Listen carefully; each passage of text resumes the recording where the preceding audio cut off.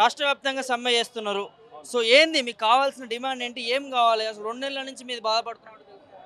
అవునన్నా మాకు మహాలక్ష్మి పథకం కింద బస్సులు ఫ్రీ అవ్వడం వల్ల మాకు దందలు లేకపోవడం వల్ల రోడ్డు మీదకి వచ్చే వ్యవహారం అయింది. మాకు ఈ బాధ కాబట్టి ఆటో డ్రైవర్లు కూడా చనిపోవడం జరిగింది. ఇప్పటికి 21 మంది చచ్చిపోయారు. 75 ఏళ్ళు స్వతంత్రం వచ్చిన తర్వాత 75 ఏళ్ళ నుంచి ఏనాడు ఆటో డ్రైవర్లు చచ్చిపోయారని పాలన లేదు. ఈ పాలన 2 నెలల్లోనే 21 మంది చచ్చిపోయినారు. రైతులు చచ్చిపోయిన కాలం ఉన్నది, కానీ ఇలా ఆటో డ్రైవర్ కూడా చచ్చిపోయిన కాలం వచ్చిందంటే మరి ఎంత అదే చెందిరు వాళ్ళు డ్రైవర్లు. మా డ్రైవర్లకు ఏంటంటే విజ్ఞప్తి కూడా చేస్తున్నా, ఇలాంటి చర్య తీసుకోవద్దు. మీ మనోభావం దెబ్బతినకుండా ఉండాలంటే మేము వెనుక మేము ఉన్నాము, మేము ధైర్యంగా ఉన్నాము, మీరు అదో ధైర్యం పడద్దు. కానీ ముఖ్యమంత్రి గారు మాత్రం ఏం సంధించడం లేదు. మేము చేసుకున్న దానికి చచ్చిపోవడానికి కూడా హేళన మాట్లాడుతూ ఉన్నారు. అది సరైన మాట కాదు.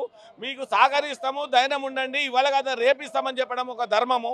ఆ ధర్మంగా ఆయన మాట్లాడుతుండు. ఆయన అబద్ధాల కోరి పూటలు చెప్పి అధికారంలోకి వచ్చిండు తప్ప ఆయన ఏమైనా హామీలు నెరవేర్స్తానికి రాలేదని కూడా మనస్ఫూర్తిగా చేస్తాం. అవును, అవును, పెనుముప్పుగానే మారింది. ప్రజాపాలన అనేది కాదు, ప్రజలని రోడ్డు మీద తెచ్చే పాలన తెచ్చిండు ఆయన. అవును, రోడ్డు తెచ్చే పాలన తెచ్చిండు. అవును, ఇప్పుడు బస్సు ఫ్రీ వల్ల నీకు చెయ్యి, నువ్వు బస్సులు ఫ్రీ పెట్టడం తప్పు అంటలేం మేము. కానీ మాకు కూడా ఏదైనా మాకు కూడా ధైర్యం చెప్పి మాకు కూడా సహకారాలు చేస్తే మేము కూడా మీ ఎమ్మడి ఉంటామని మనం చేస్తా ఉన్నాం. సంవత్సరానికి ఇస్తున్నాడు కదా 12,000. సంవత్సరానికి ఏమి ఇస్తుండే? 30 రోజు 33 రూపాయల, నెల 33 రూపాయలు పడతాయి. ఎంత పడుతుంది మీకు? 12,000 అంటే రోజు 33 రూపాయలు పడుతుంది. 33 రూపాయలు ఎవరికి కావాలి? నువ్వు ఒక ఛానల్ కొడితే 135 రూపాయలు వస్తుంది.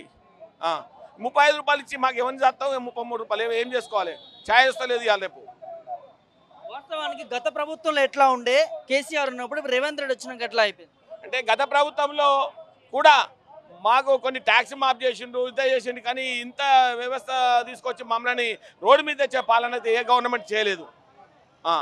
కాబట్టి మేము రోడ్డు మీదకి వచ్చింది కాబట్టి మేము కూడా రోడ్డు మీదకి రావాల్సి వచ్చింది.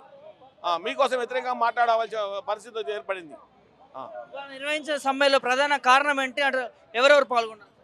అంటే ఇప్పుడు జేఏసీ తరపు నుంచి మా బీఆర్ఎస్ బీఆర్టీయూ పాల్గొన్నది, AITC, IFTU, CITU, Congress party కూడా అలాగే వాళ్ళు చేసారు.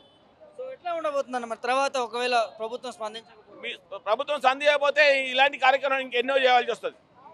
రోడ్డు మీదకి వెళ్ళి దండాలు చేయాల్సి వచ్చే పరిస్థితి ఏర్పడుతుంది. మాకు కంపల్సరీ రోడ్డు మీదకి ఎక్కగలుగుతాం, కానీ ఇవాళ జనం తక్కువ వచ్చారు, ఇంకా ఉద్యుక్తంగా చేయగలుగుతాము. ఈ సమ్మెను ఉద్యుక్తంగా చేయగలుగుతాం. ఇంకా ఒకవైపు మీరు రాష్ట్ర ఓట్లు చేస్తూ ఉన్నారు, భిక్షాటనలు చేస్తూ ఉన్నారు, ధర్నాలు చేస్తూ ఉన్నారు. ఇప్పటికి కూడా గత ప్రభుత్వాన్ని తప్పు పట్టిస్తూ ఉంది, గత ప్రభుత్వం గురించి మాట్లాడుతూ ఉంది అధికార పార్టీ. కానీ చెప్తున్నా కదా, 100 అబద్ధాలు ఆడి అన్ని అబద్ధాలు ఆడి ఆయన లబ్ధి పొంది రాజకీయంగా లబ్ధి పొంది సీట్ ఎక్కింది తప్ప ప్రజల క్షేమాల కోసం చేసి రేపు ప్రజలకు ఏదో చేస్తామని కాదు ఆయన.